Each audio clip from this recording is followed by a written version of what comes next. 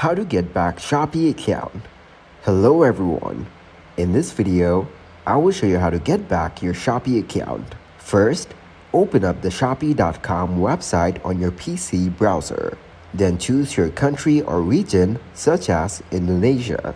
Once you get into the Shopee account, click on the login button from the top right corner. To get back your account, you need to change the password of your accounts. So for that, click on Forget Password from the login page, and then enter your account's email or phone number and hit the next button. After that, change the password and you will get back your account. So that is exactly how to get back your Shopee account. Thank you guys for watching this video. Hope you got some value. Make sure to like the video and subscribe to the channel to get notified for new videos.